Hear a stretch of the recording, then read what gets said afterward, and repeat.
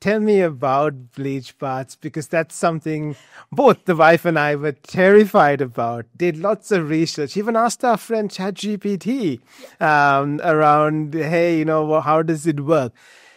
But you also kindly gave us perspective to say, look, this is what you've got to do, and then this is how you will find that 10 liters of water, and this is what you can practically do. But what is a bleach bath and why is it necessary? Sometimes I feel like I give people the world's worst menu of options, but bleach baths can be an absolute game changer. They often sound absolutely archaic, right? People are like, I'm not doing that. The point of this is that we're talking about 10 mils of standard 4% household bleach in 10 litres of bath water. And a little bit of bath oil. So it might be that if the standard bath is filled up to 20 or 40 litres, that's really not very much in the scheme of things. The bath will be really clean, and so will the kid's skin. The point of it is that it reduces that bacterial load or burden on the skin, which is part of that perpetuating cycle of eczema. I find that it's really important to often encourage people to do a number of different things at once, because people have often come to us having tried just about everything before. They often say to me, oh, look, Sarah, we've heard about those bleach baths, but why are you asking us to do them?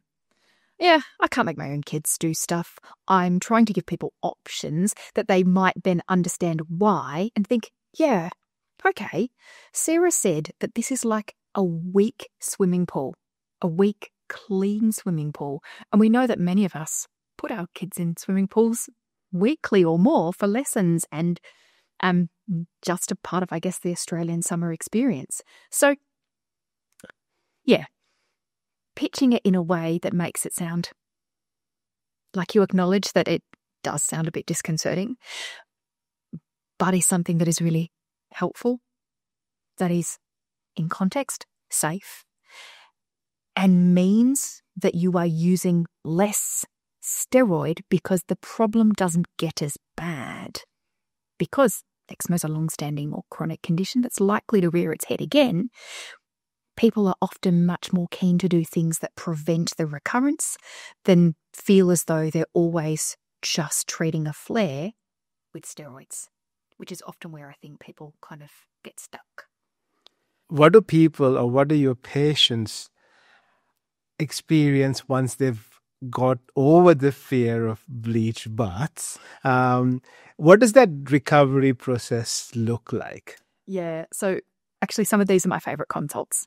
I really enjoy seeing people and working with families to generate plans, if you like. This makes it sound like all I do is see little people, and it'd be fair to say that I treat people with eczema from all walks of life. But designing something that they understand how it's going to work for them, why it's important to do it, and what kind of sequence is involved, with some consideration to how it's going to look in their life.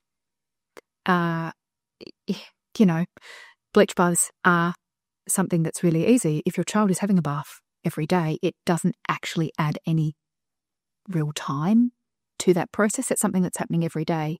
If you've got a kid or adolescent who is having a shower every day, then my work around there, it might be the humble Bunnings tub. Maybe they just want to go to Bunnings, but it might be use of that tub in the bottom of the shower. So they have their shower and then do that process at the end.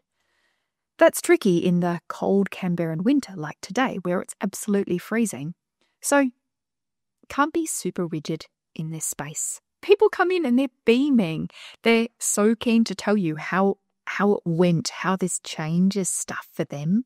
And it's almost like a weight off their shoulders.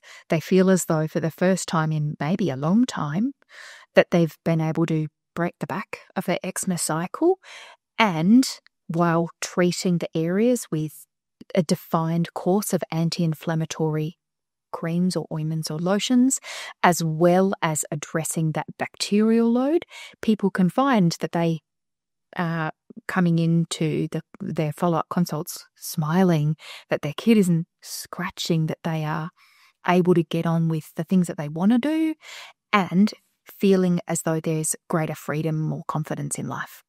I think some of those are can be really rewarding. I think probably the example that I can think of here would be a young person that had basically resigned themselves to not going to their formal event. You know, it was one of those kind of once a year formal events. It was a high school thing. And they basically determined that they couldn't go. Their eczema was covering a very large portion of their body area. And stress, while not causing eczema, can make it worse. And they weren't sleeping and they were scratching. And we were able to employ some really aggressive measures, but things that they felt confident to try over the span of about a week. And they were able to attend the event that they'd basically said that they weren't going to go to because they felt confident. Their skin looked outstanding. I think they actually went and got a fake tan on top of it, but that's another issue. But they thought that their skin wasn't holding them back. That's super cool.